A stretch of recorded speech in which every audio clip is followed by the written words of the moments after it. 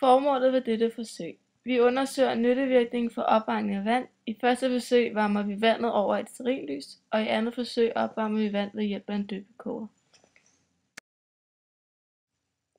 Apparaturer og fremgangsmåde.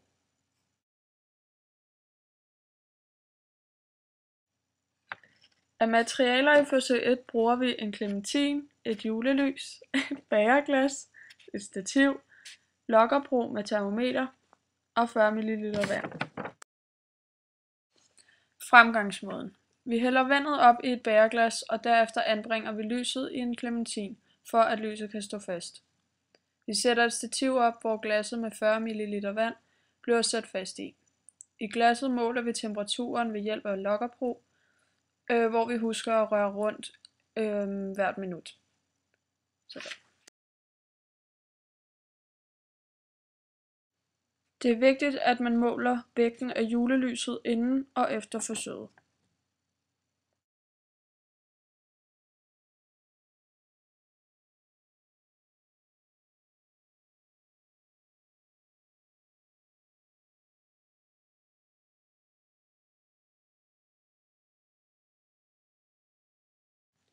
Vi bruger lokkerbro til at kunne finde temperaturen i hvert minut i 8 minutter.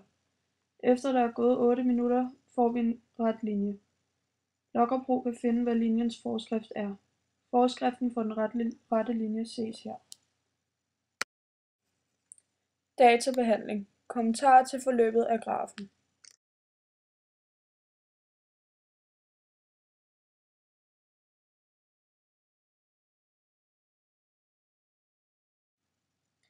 Vi opnår kogepunktet, og derfor begynder vandet at fordampe.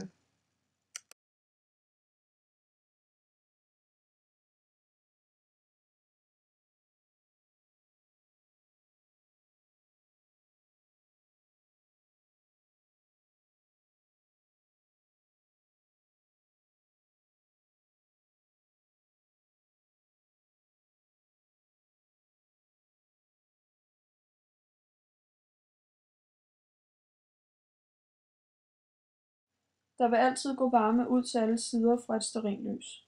Derfor er et stearinlys ikke så effektivt til opvarmning af vand som f.eks. en elkedel, hvor varmelegemet er nede i vandet. Derfor er nyttevirkningen mindre end 100%.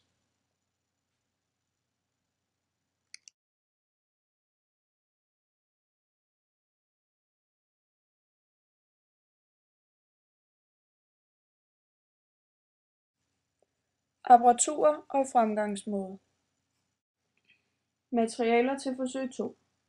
Døbekoger, termometer, flamingobæger og wattmeter. Fremgangsmåden. Vi måler flamingobærets vægt, og derefter hælder vi vand i, som vi også måler vægten på. Vi tilslutter døbekogeren til wattmeteret, hvor vi starter uret samtidig. Når der er gået 4 minutter, måler vi temperaturen og aflæser wattmeteret. Vi husker at røre rundt imens.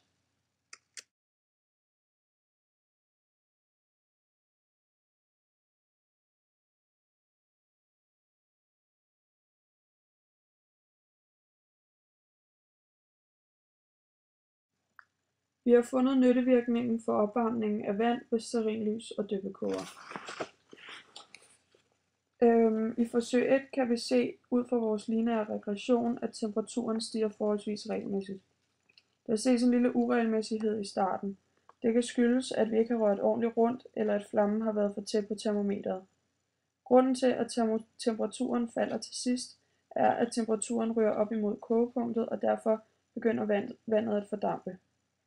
En anden grund til, at temperaturen falder, kan være, at lyset er smeltet længere ned, og derfor er flammen længere væk fra glasset. Og det kan gøre, at temperaturen falder. Vi har ikke fået så høje nyttevirkningstal, fordi der er en masse varme, der går til spilde på grund af de apparaturer, vi har brugt.